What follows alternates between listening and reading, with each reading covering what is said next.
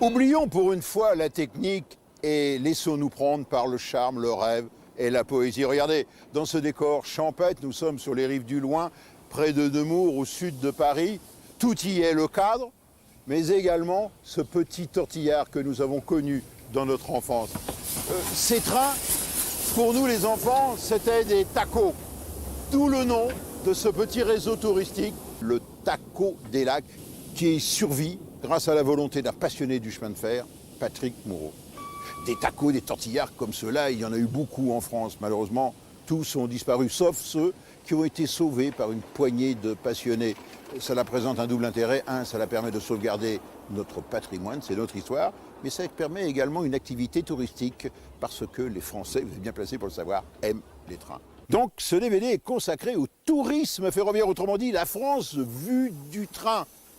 Les petits, les gros et les tout petits avec, vous le verrez, les chemins de fer à crémaillère. Dans ce DVD, un film et 4 bonus. Le film de la Sardane au Fandango. Autrement dit, magnifique promenade touristique à travers les Pyrénées.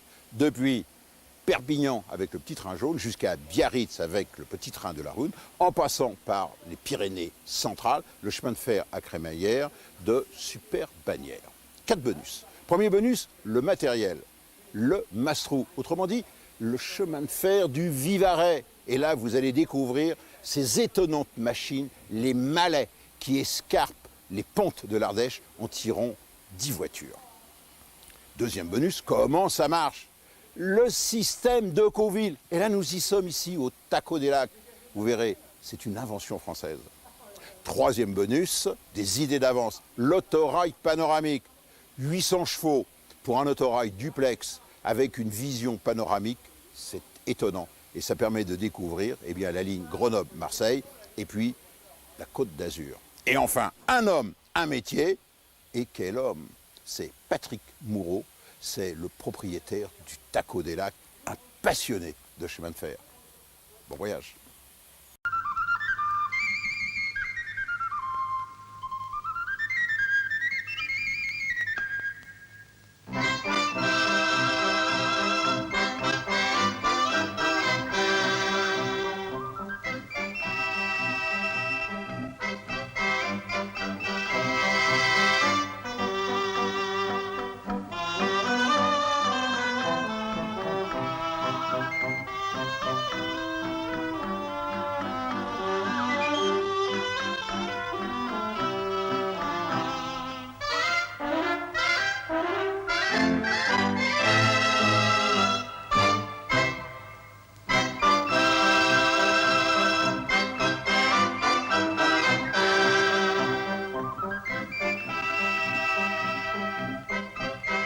De nos jours, c'est en entrant dans l'agence de tourisme que commence le voyage.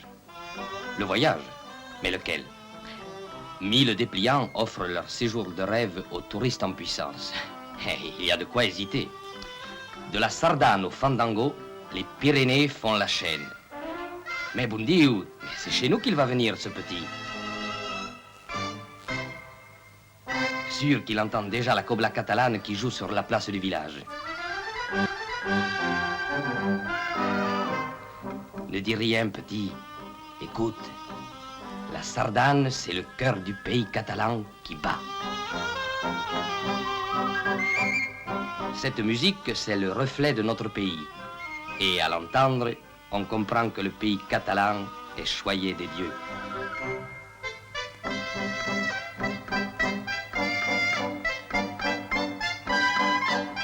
Ainsi, Port-Vendre était jadis le port de Vénus. De nos jours, la belle déesse a cédé le port aux sirènes des navires marchands. Peut-être préfère-t-elle les calmes rives des ports de Collioure dont le charme ensoleillé serait bien à la mesure de sa beauté. Allons de Clocher en Campanile jusqu'à Perpignan. Un saut jusqu'au Castillet. Je vous accorde encore le temps d'une courte promenade à l'ombre des platanes et il nous faudra songer au départ. Mais la loge de mer, le palais des rois de Majorque, me direz-vous? Certes, tout cela valait d'être vu. Alors, ne manquons pas notre train. Avouez que cela eût été dommage.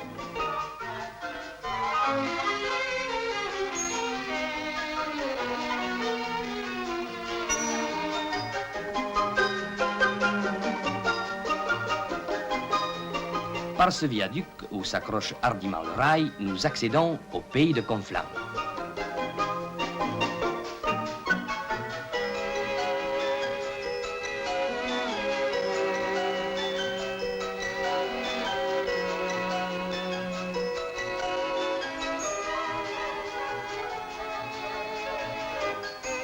Villefranche, ancienne capitale du Conflans fortifiée par Vauban. Remparts, échauguettes, créneaux, escaliers sont incrustés de marbre rose, de ce marbre rose extrait de la carrière qui s'est offerte aux bâtisseurs aux portes de la ville.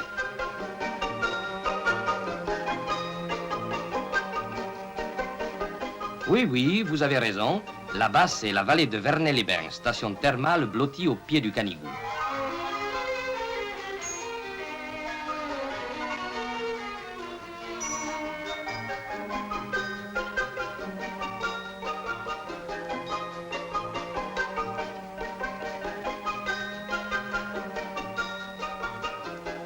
Votre guide ne ment pas. Maintenant, en voiture pour le pays de Cerdagne.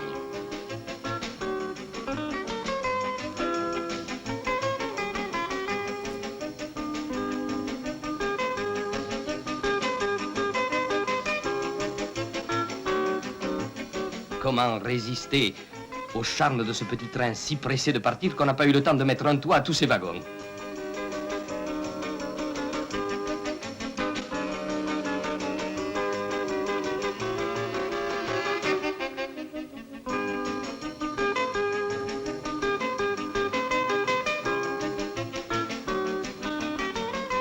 Lorsqu'il franchit le viaduc séjourné, on ne sait plus lequel du train ou du viaduc pourrait se passer de l'autre.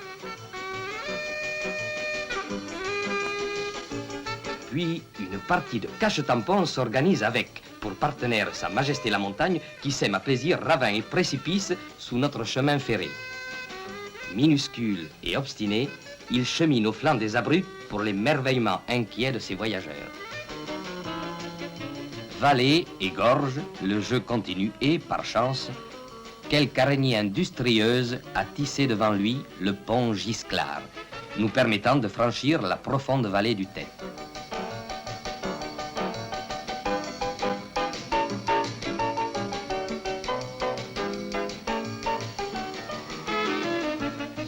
Et avec lui, nous atteignons Montlouis. Montlouis, place fortifiée par Vauban, station d'altitude, 1610 mètres, et de sport d'hiver, vous signale votre guide. Mais un autre guide vous expliquera que grâce à un ensoleillement exceptionnel, un laboratoire de l'énergie solaire a été installé. Dans son four solaire s'élabore la moderne alchimie des hautes températures. Vous lui devez bien ça entre nous. Car c'est l'eau du lac des Bouillous qui entraîne les usines hydroélectriques alimentant la ligne ferroviaire du petit train jaune.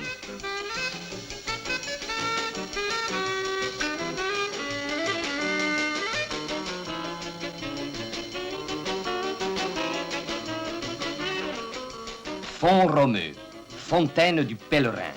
Ici, été comme hiver, on peut venir étancher, s'asseoir de grand air, de soleil ou de neige.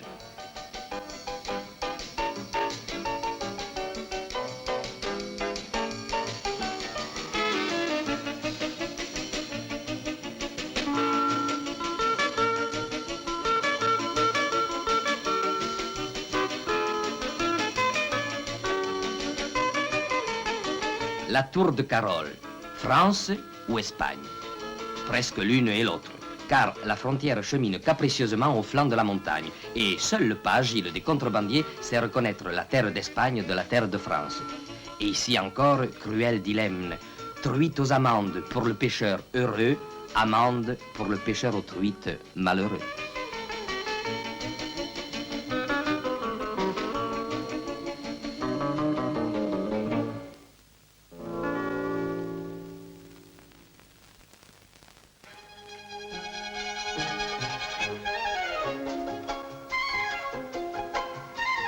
Confortablement installés, poursuivons notre voyage et rejoignons Luchon, par exemple.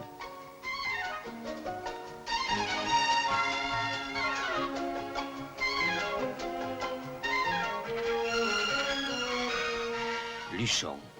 80 sources jaillies du flanc de la montagne, chaudes, sulfureuses, radioactives, au degré voulu pour soigner les cordes vocales fatiguées. Et la 81e source, c'est Luchon elle-même, source de détente et de repos.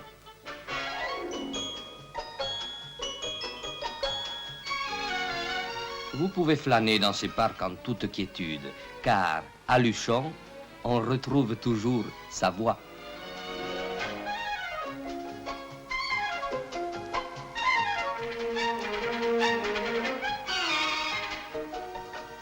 Voyageurs impénitents, nous ne pouvons résister à l'invitation. Allons prendre la crémaillère.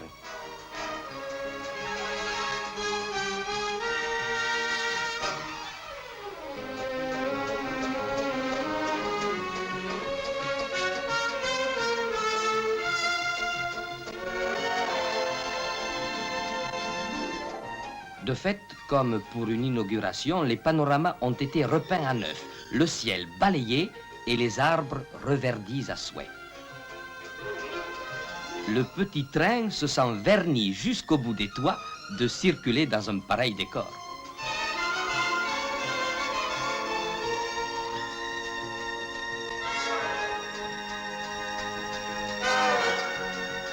Pour nous faire partager son euphorie et nous faire voir Luchon sous d'autres angles, il n'hésite pas à prendre à pic le chemin des écoliers.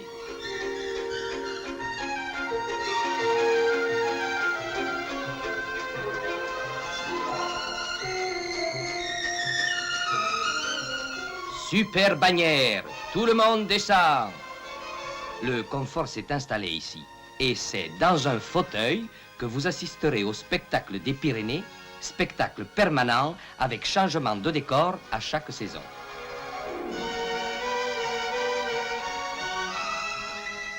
De pic en glacier, de surprise en émerveillement, vous ferez la chaîne.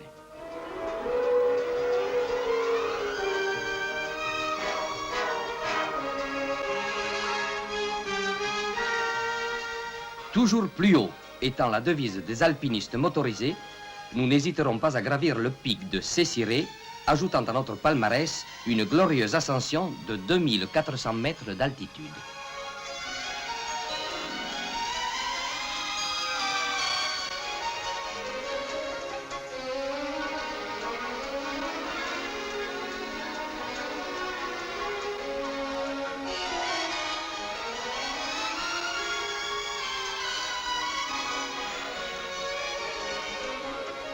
Ici, faudra-t-il parler ou non de palmarès, martingale, culotte ou simplement revers? Martingale, culotte et revers multicolores, la fanfare luchonnaise nous entraîne joyeusement jusqu'au théâtre de verdure.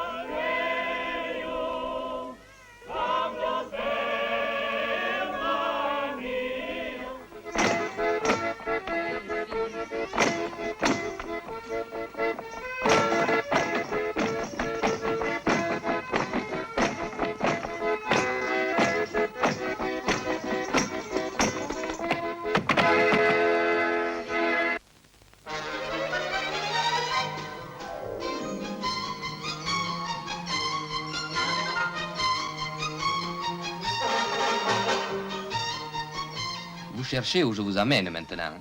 Eh bien, vous avez trouvé, au Pays Basque, et plus précisément à Biarritz.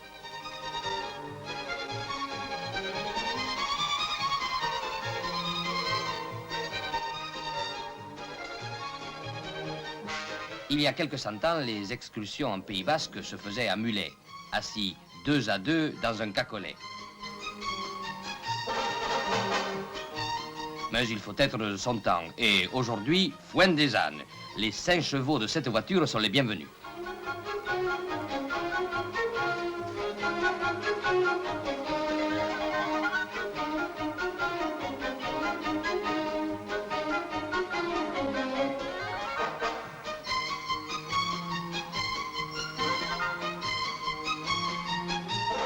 Songez que 2 chevaux seulement tiraient la calèche de l'impératrice Eugénie et de Napoléon III lorsqu'ils partaient à la découverte de Biarritz.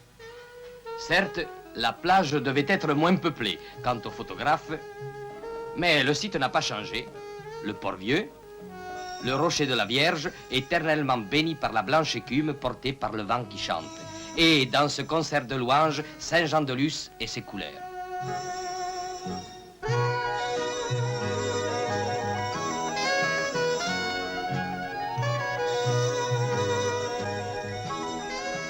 Saint-Ignace, pour être à la mesure de notre enthousiasme, met à notre portée la Rune. Nous ferons le voyage en chœur, le cœur battant, bousculé, pressé d'être là-haut.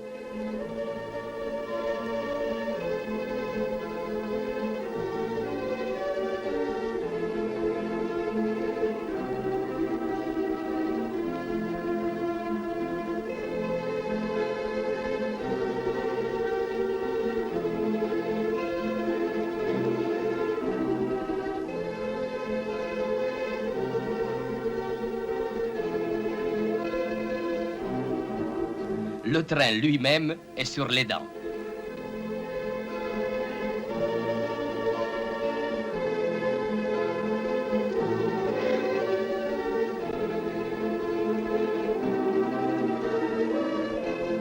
Pour nous faire patienter, tout au long de la rue de Montée, la côte basque nous tient compagnie.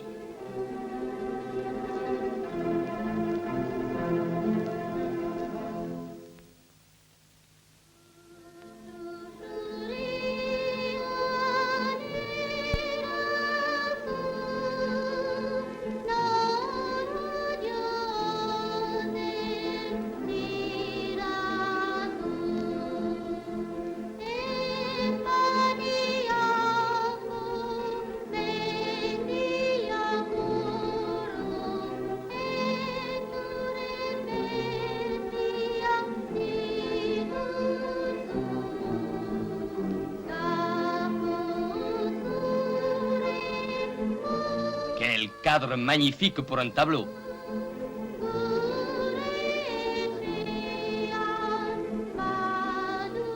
La nature est en fête. Et à toute fête, il faut des danses.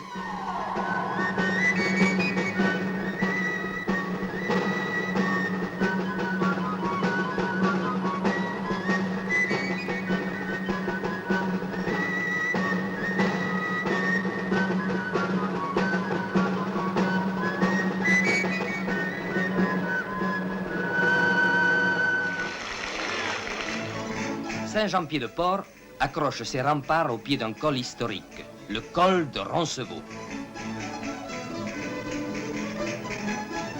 Un reflet fidèle dans le miroir des eaux de la Nive, et le touriste ravi contemple 2 fois le vieux bourg fortifié.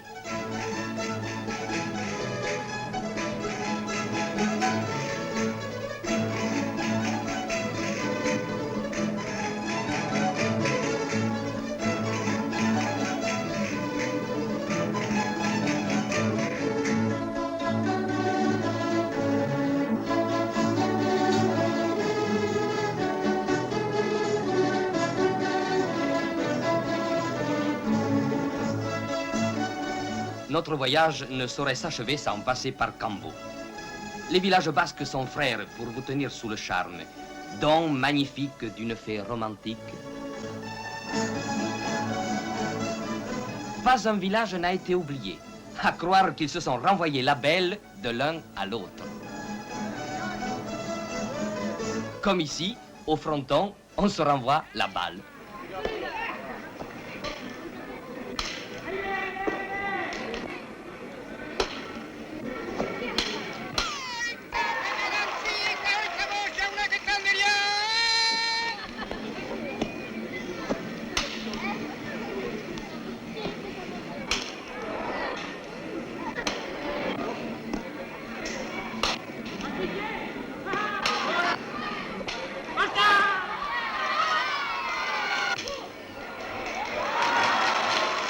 Et ce soir, merveilleux prétexte à danser, il faudra fêter le vainqueur de cette partie de pelote basse.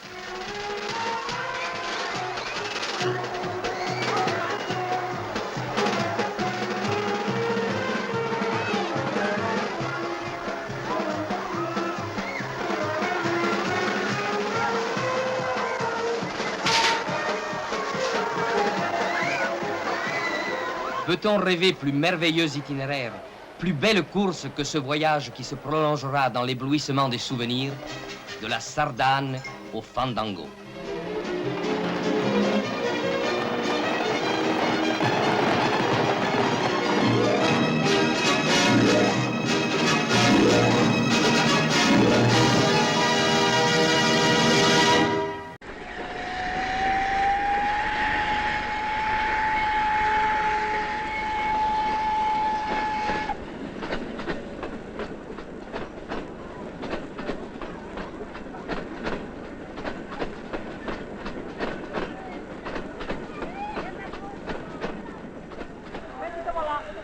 Mesdames et messieurs, nous sommes en Ardèche. Et plus exactement, nous sommes à Tournon. Vous connaissez l'Ardèche? Ah, ne dites pas non, c'est un département fleuri de mille grâces qui vous met le cœur à l'envers et vous donne envie de parler en vers. N'avons-nous pas d'ailleurs appris en classe qu'heureuse d'arroser son tout premier goujon, la Loire prend sa source au mont Gerbier des Joncs. C'est un des plus beaux vers de la langue française.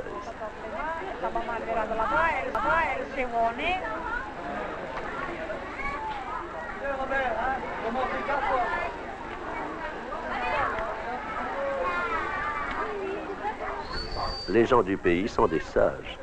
Ils n'ont pas craint, ils ont voulu garder ce petit train d'un temps bien révolu pour souligner leur paysage. Je vous le dis en vérité, ce petit train existe encore et vous pourrez fort bien l'emprunter cet été car il n'est pas collé dans le décor, mais non, voyez, il siffle, il roule, il crache ce petit train de grand-papa. Peu importe qu'il marche au pas, mais quelle verdeur, quel panache.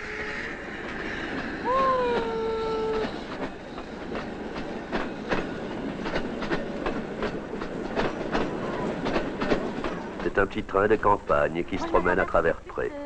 Cheminée sur l'oreille à travers la montagne au hasard de la voie ferrée, il nous promène et il s'amuse, de ponts en viaduc, de viaduc en pont. Héron, héron, petit train fripon, il flâne, il rêve, il omnibuse. Oui, mais effectivement, on a une grande chance d'avoir le beau temps.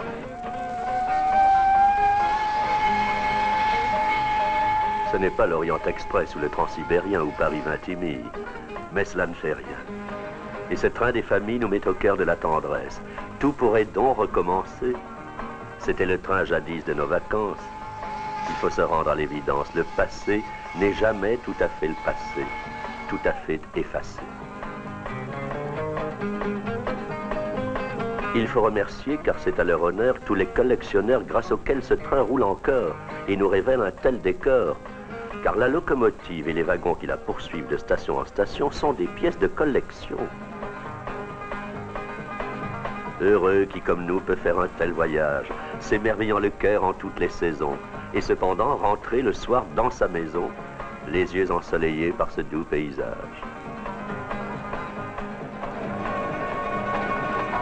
Ô lacs, rochers muets, et vous, tunnels obscurs, que faites-vous des trains que vous engloutissez?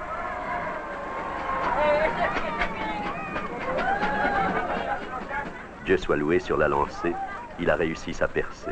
Le voyageur a l'escarbille en sa paupière, c'est la nuit qu'il est beau de croire en la lumière.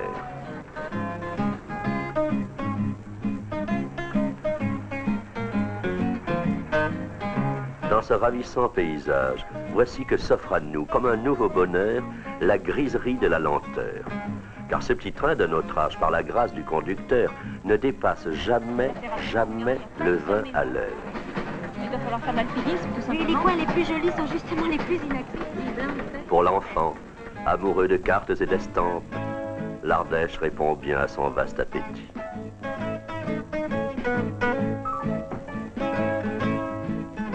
Ils sont magnifiques, ces arbres. Il y a même des conifères, tiens. Ah mon Dieu, que c'est beau l'Ardèche. On entend dire sottement que ce département est pauvre et qu'il rime avec dèche. Mais regardez, quelle noblesse, que de beauté, quelle simplicité et combien de richesse en cette pauvreté.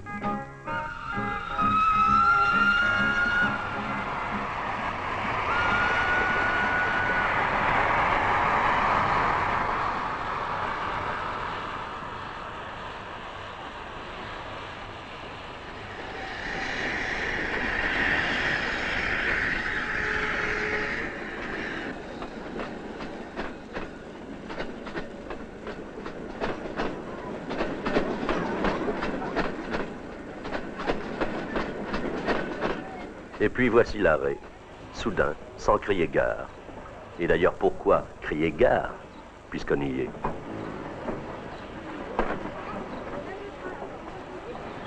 Voici l'heure paisible où les locaux vont boire.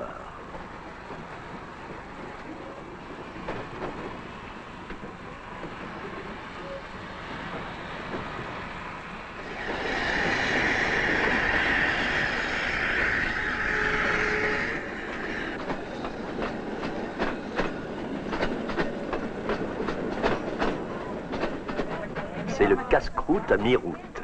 Et dans le train avec entrain saucissonnent les bouts en train. Ah oui, on a mangé du fromage de chèvre délicieux, oui. Oui, clair, en bas, c'est joli. Ah oui, c'est transparent. C'est pas l'Ardèche, c'est le Doubs. Non, mais je veux dire, c'est le département de l'Ardèche ici quand même. Oui, c'est... Tiens, voilà un beau verre.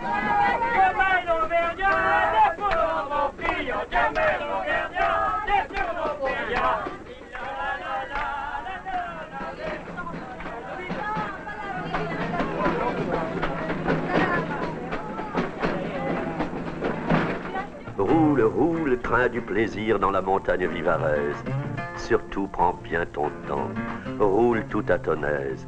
Tu sublimises nos loisirs. Au loin sont les express, au loin sont les rapides. Train de luxe où se presse une foule insipide. Toi, tu t'en fous, tu es superbe. Ton paysage t'appartient. Tu peux quitter les rails, aller rouler dans l'herbe. C'est vraiment toi, le train-train quotidien.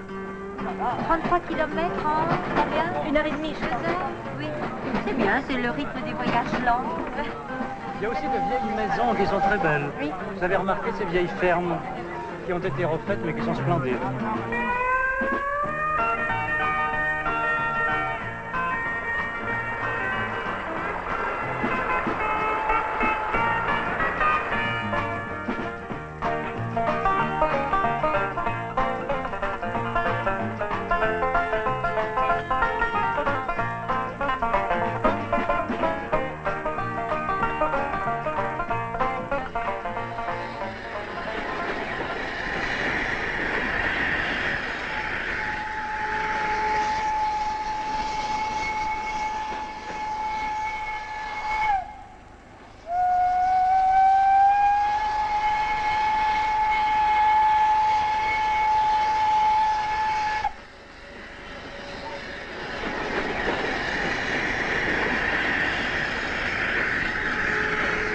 Quel voyage plaisant, familier, poétique.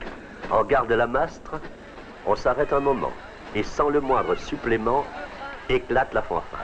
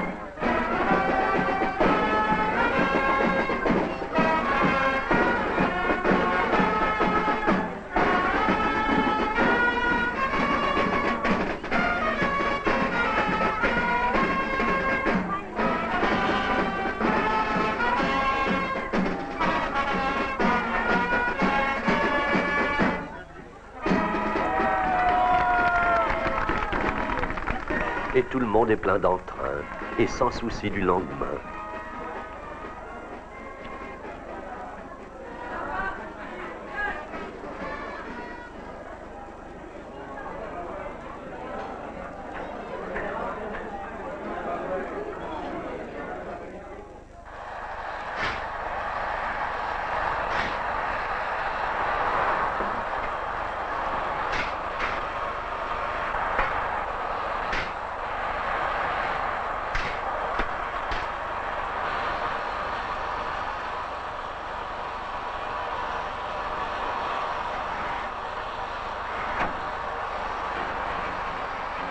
Et la locomotive, on la tourne à la main.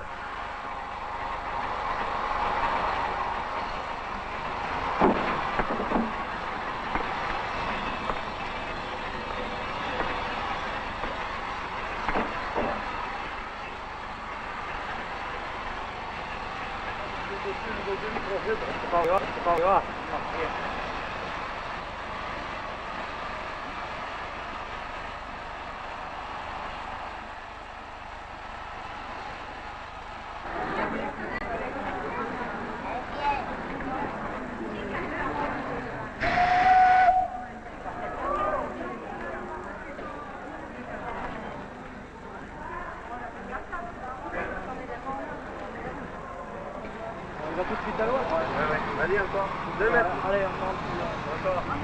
Allez, c'est bon. Allez, on finira après. Hein.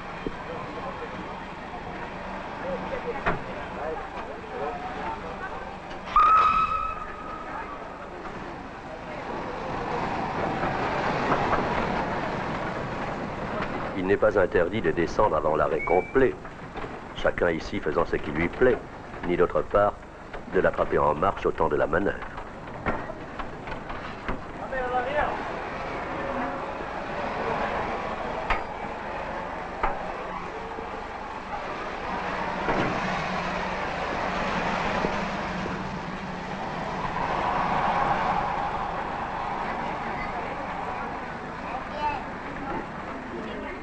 Voici bientôt l'heure de repartir.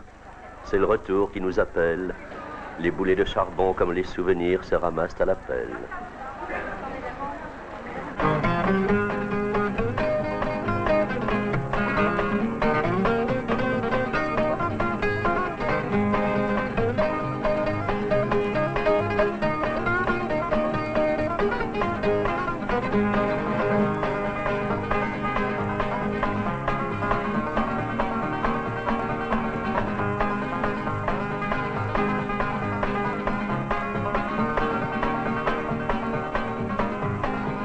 Que les Cévennes ont de la peine de vivre de nos jours au rythme d'autrefois.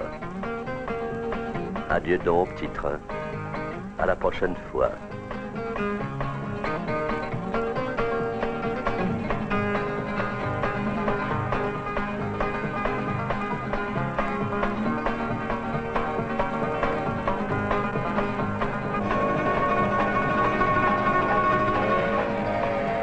Au loin déjà tu disparais dans le décor du Vivarais, et ton panache en mon cœur fait renaître le souvenir d'un train très, très ancien que dans une autre existence, peut-être, j'ai déjà vu et dont je me souviens.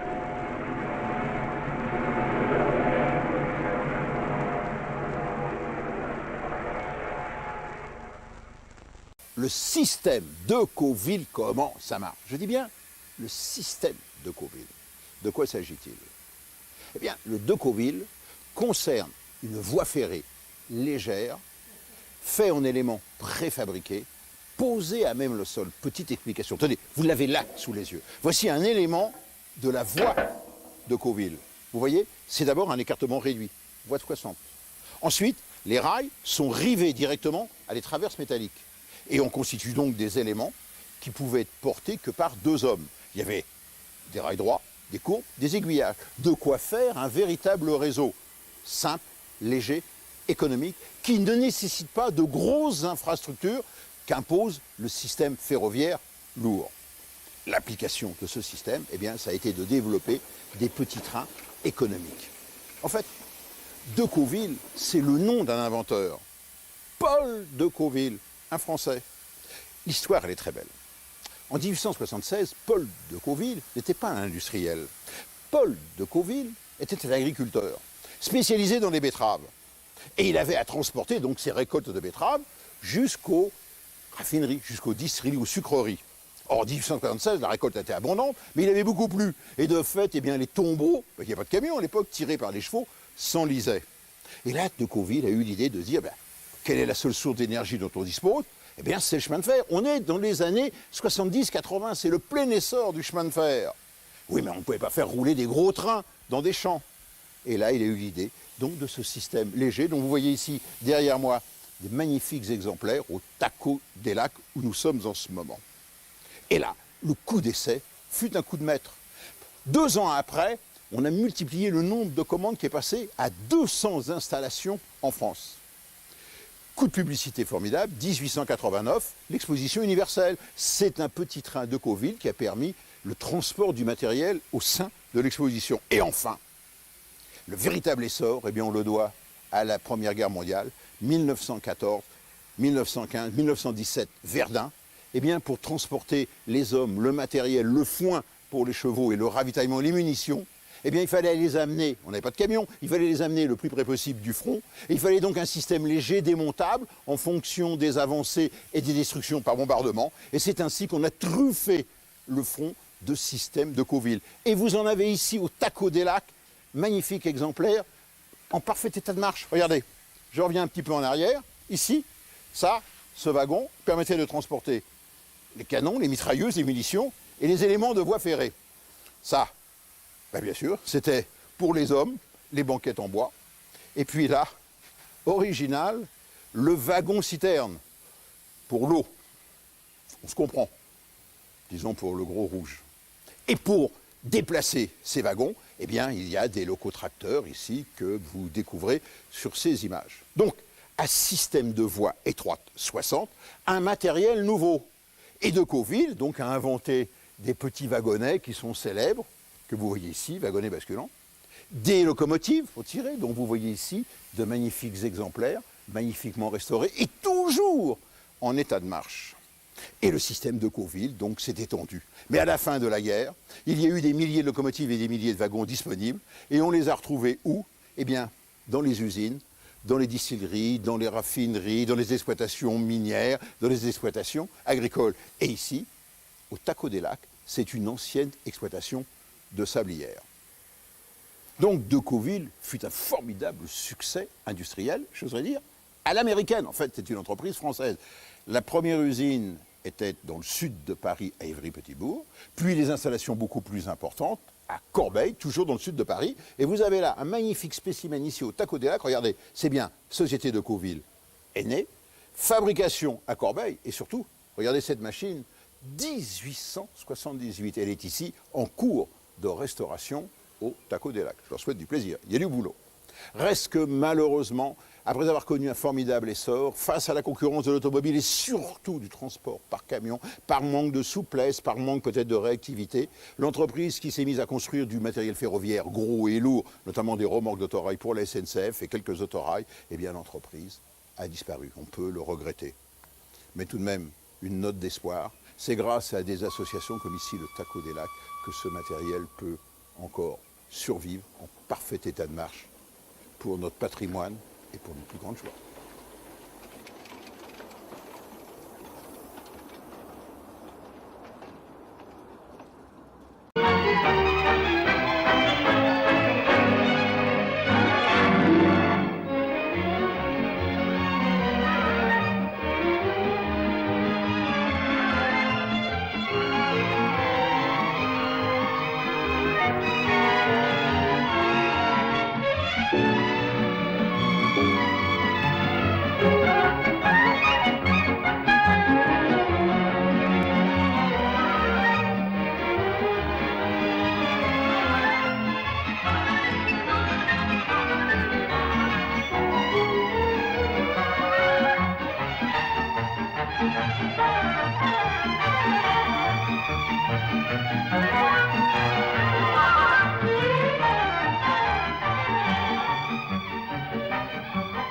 Depuis les bancs de l'école, chacun sait que la France est abondamment et harmonieusement pourvue en biens de la nature.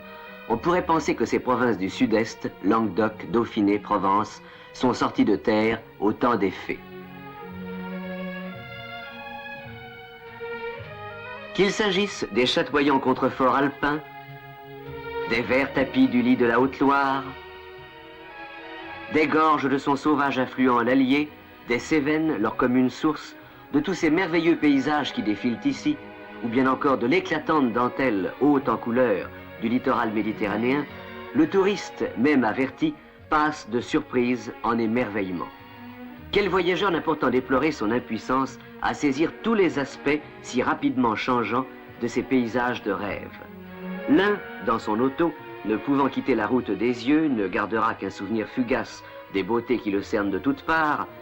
L'autre, en chemin de fer, voulant jouir du spectacle qui lui est offert, va de son compartiment au couloir et vice-versa, pas toujours avec succès d'ailleurs.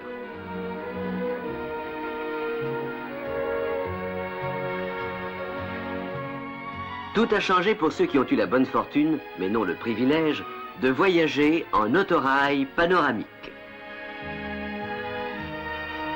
Étrange sensation que d'embrasser à bonne hauteur et d'un regard circulaire ces panoramas grandioses, de les voir s'animer et comme se forger sous nos yeux. Forger.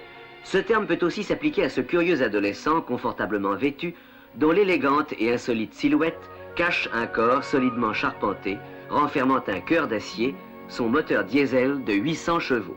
Une fois de plus, des Français ont véritablement innové. Nous voici dans le hall de montage du constructeur, où s'étire la chaîne des 10 autorails panoramiques commandés par la SNCF, encore à l'état de charpente, plus ou moins habillés.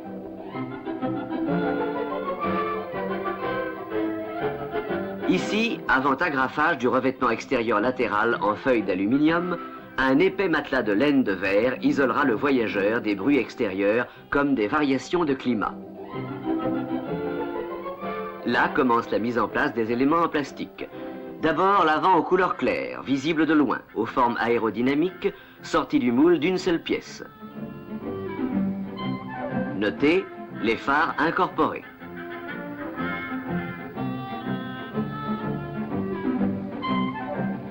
Puis les 4 éléments constituant le dôme, chacun formé de 2 coques, l'une extérieure, l'autre intérieure, soudés ensemble dès leur sortie du moule pour ne constituer qu'un seul corps creux très rigide malgré sa légèreté exceptionnelle.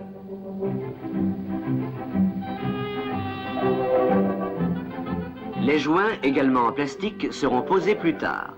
Technique véritablement révolutionnaire à l'honneur de la Régie nationale des usines Renault.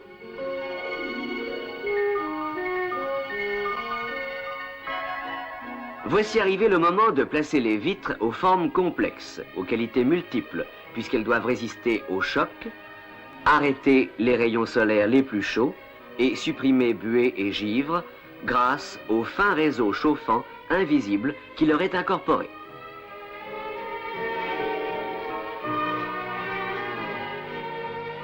Et hop, voilà en un tour de passe-passe leur montage ultra rapide dit à la ficelle. Le retrait de celle-ci provoque le sertissage sur la face de l'anneau de caoutchouc qui entoure la glace. Mais que d'efforts pour la mise au point de la méthode.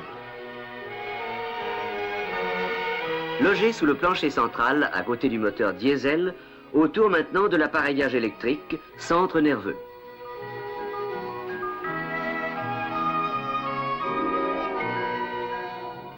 Ne dirait-on pas un gros jouet brillant qu'on balance au bout d'une ficelle? C'est pourtant maintenant une masse de 40 tonnes qui va être posée délicatement sur ces 2 bogies. Elle atteindra alors 54 tonnes et, si les essais en ligne sont réussis comme ceux de ses prédécesseurs, roulera 2 jours après à la vitesse de 130 km/h.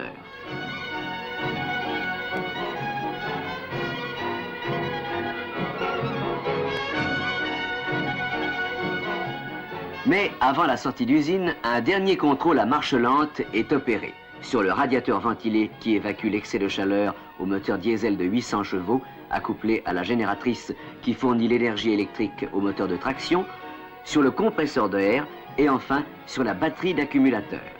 En somme, poumons, cœur, vaisseau, ayant donné toute satisfaction à cette ultime auscultation, on procède maintenant aux essais statiques. Dûment lesté, c'est la pesée en charge. Parfait, le résultat est conforme au calcul. La différence entre roue droite et roue gauche d'une part, avant et arrière de l'autre est insignifiante, équilibre prometteur d'un excellent confort. Sur une voie volontairement inclinée, l'autorail avance lentement. Les ressorts de suspension font pencher la caisse de l'angle voulu, et cela toujours par souci du confort de ses futurs usagers. Après les essais statiques, essais en ligne sous la direction des techniciens spécialistes.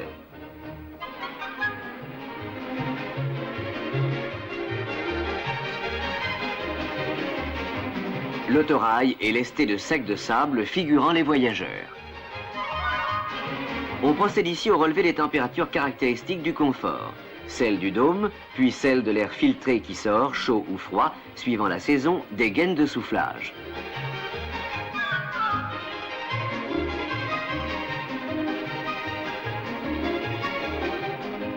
Sur cette section de ligne où la vitesse peut atteindre 120 km à l'heure, on se prépare à un essai des freins.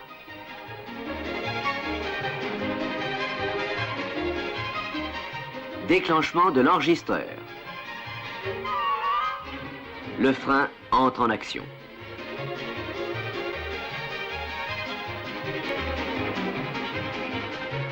Ralentissement. Et c'est l'arrêt.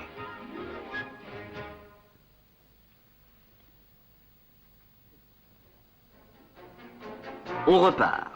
Cette ligne de montagne va permettre au diesel et à la transmission électrique de développer en côte toute leur puissance.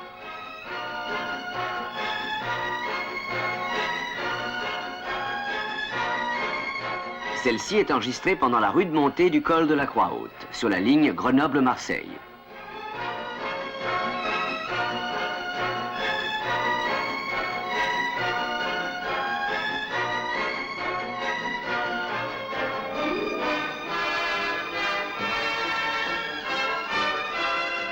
On franchit le col, nous descendons maintenant sur la Provence.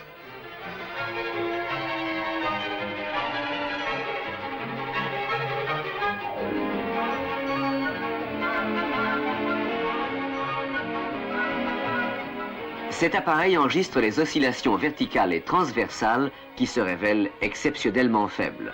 Il en sera de même des bruits grâce à un plancher épais de 130 mm garni de matériaux insonorisants.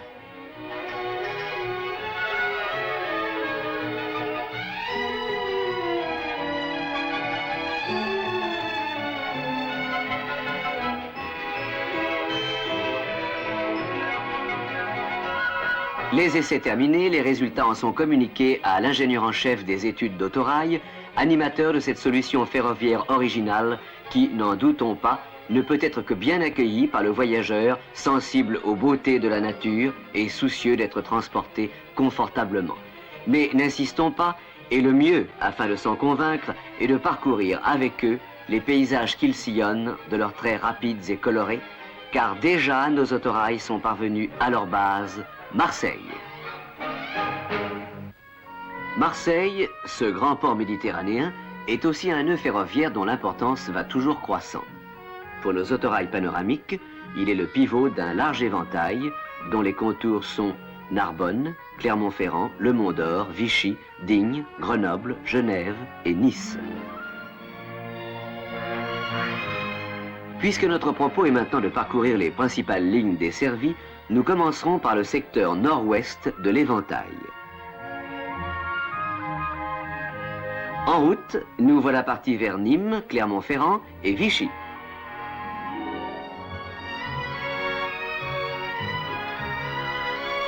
Nous traversons la banlieue marseillaise qui bientôt ne sera plus qu'un souvenir. Le soleil provençal, si spécial selon les poètes méridionaux, justifie ici l'emploi du store qui diffuse agréablement ses rayons.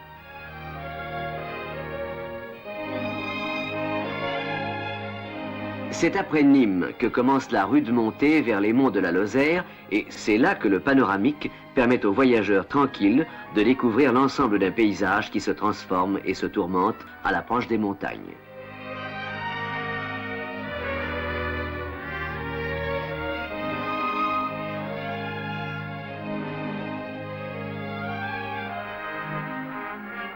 La Bastide Saint-Laurent. Nous sommes à 1024 mètres d'altitude, presque aux sources de l'Allier. Quelques flocons de neige nous accueillent en silence, comme pour nous reposer du soleil de la bruyante Marseille, quittée quelques heures plus tôt. Non sans regret, nous laisserons ici notre confortable transport continuer sa course vers Vichy, pour aller maintenant suivre quelques méandres pittoresques du secteur nord-est sur la grande relation Genève-Grenoble-Marseille. Nous voici déjà à Grenoble, métropole de la houille blanche et centre touristique des Alpes françaises.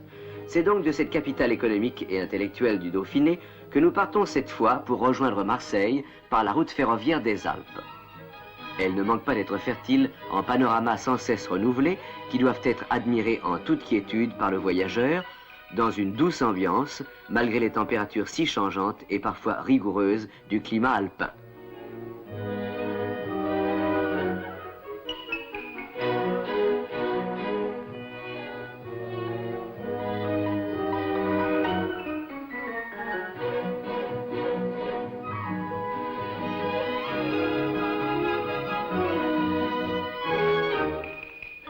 Cette curieuse manifestation de la nature, flanquée de quelques modestes habitations, est connue sous le nom de l'aphorie. Et c'est ici que débute le caractère provençal du paysage, avant de s'affirmer définitivement à Sisteron, ce grandiose portail de la Provence.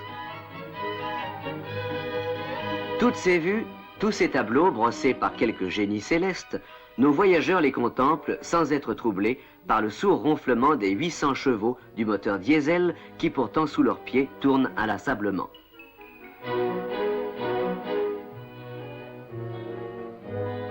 Nous approchons de Marseille. Au loin, voilée d'une brume légère, voici Notre-Dame de la Garde, la bonne mère, comme disent les enfants de la grande cité phocéenne.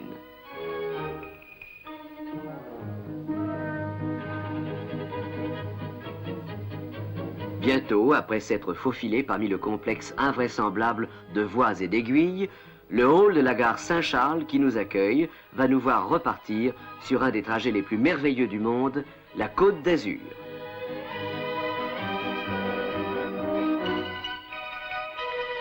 Attelé de 3 remorques, notre panoramique se dirige donc cette fois vers la reine de la Provence, la ville aux fleurs, Nice la Belle.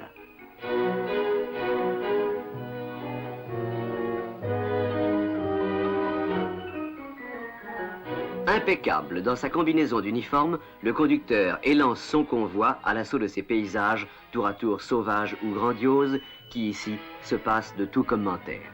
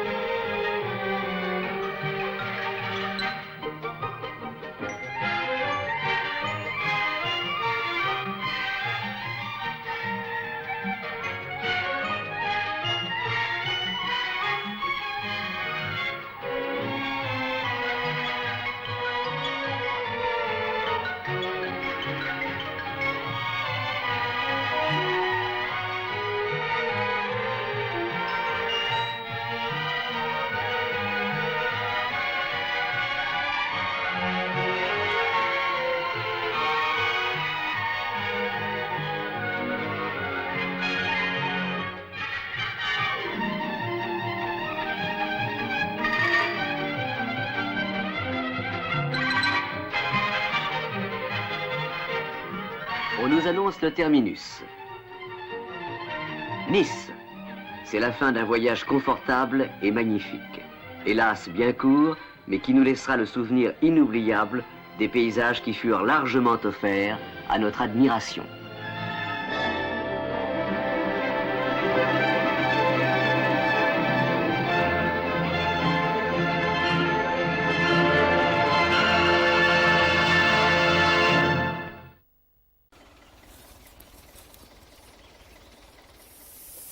étant enfant, je me souviens bien m'intéresser plus ou moins au train, mais tout le déclencheur, ça a été le jour où je me suis rendu compte qu'il existait ce petit modèle de Decauville qui était, à l'époque où j'étais adolescent, j'ai vu ça vers 13 ou 14 ans, et c'est l'époque où je me suis rendu compte qu'il y avait ces trains-là, ils étaient à mon échelle. Et j'ai trouvé beaucoup plus esthétique que les vrais trains de taille réelle, et plus abordables, etc. Donc c'est ça que j'ai voulu avoir absolument. Et je crois que j'ai usé mon père jusqu'à temps qu'il fléchisse et qu'il m'aide à construire les premiers wagons voyageurs. Et j'ai ouvert mon premier petit train de promenade, je devais avoir 17 ans, je crois.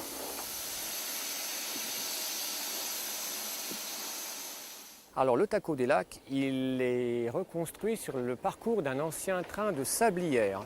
La sablière était en forêt de Fontainebleau et déposait le sable 7 km plus loin au bord du canal pour le transport de ce sable en péniche. Voilà. Et le départ se faisait pour Paris, pour les fonderies, et pour l'Italie également, pour le verre, le célèbre verre soufflé autour de Venise, dans ces coins-là. En fait, ça c'est un réseau reconstitué. Il est reconstitué sur l'ancien parcours d'un réseau de sablières qui a été déferré en 1970. Et moi, je suis allé en Normandie, j'ai acheté un réseau qui fermait, j'ai démonté les rails et les traverses, et j'ai installé mon réseau ici avec. On doit s'exporter maintenant, trouver des choses à l'étranger, en Afrique ou dans les îles du Pacifique, mais il y a beaucoup de matériel. Et je sais que même tous les passionnés n'arriveront pas à tout sauver, voilà, mais il y a un choix assez vaste. Là, j'ai un savoir-faire à la force de faire ce genre de travail. Je me suis entouré d'amis intellectuels qui ont des plans d'autrefois, des historiens. Je me suis entouré de fondeurs, de gens qui ont des savoir-faire pour usiner les pièces, et il n'y a aucun souci. Aujourd'hui, on sait tout faire.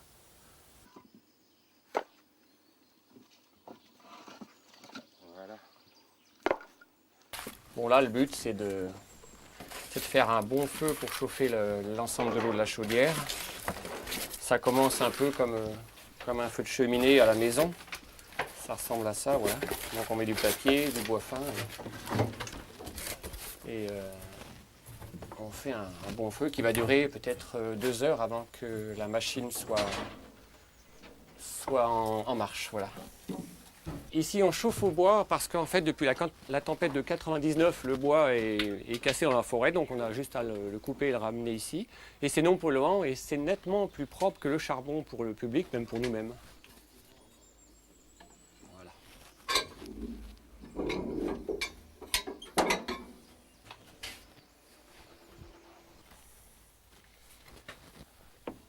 Bon, effectivement, c'est des machines archaïques, alors elles n'ont rien d'automatique. Il est question d'un entretien permanent, de réglage permanent et d'un savoir-faire finalement, oui. À chaque fois que vous mettez en route, c'est l'opération graissage. Oui, effectivement, les pièces sont en mouvement, elles sont extérieures. Il n'y a rien de prévu pour conserver l'huile longtemps. Donc tous les jours, l'opérateur est obligé de remettre l'huile dans les réservoirs d'huile. Voilà. Et c'est un travail qui doit être suivi et pas négligé du tout, autrement ça peut être la panne.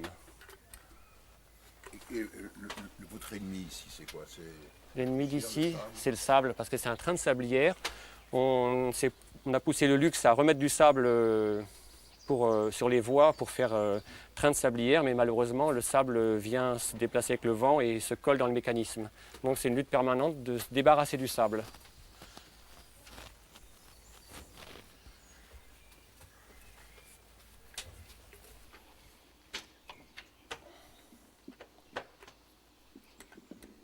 L'argent, ouais, ça manque énormément. Les pièces sont devenues de plus en plus chères, les fournisseurs excessivement chers. Il faut savoir que si tu dois acheter une roue, régénérer une roue de ta locomotive, il faut à peu près 5 000 € hors taxe. Tu imagines bien que le train, c'est un véritable mille-pattes. Voilà, c'est un exemple.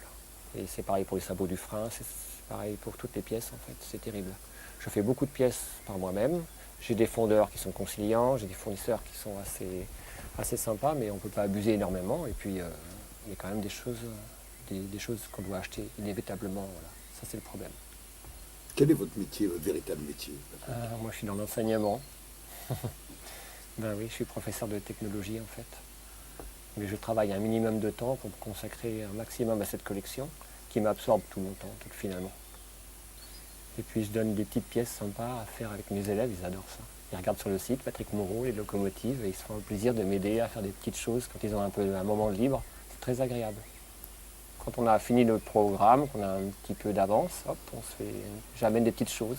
Ils adorent ça. Et des fois, vous leur faites faire un petit coup de train pour les récompenser. Oui, ils viennent en famille, présenter, revoir la petite pièce en action. C'est sympa. Moi, j'aime beaucoup cet aspect-là. Et c'est un aspect amical. Voilà. Vous êtes un bon prof.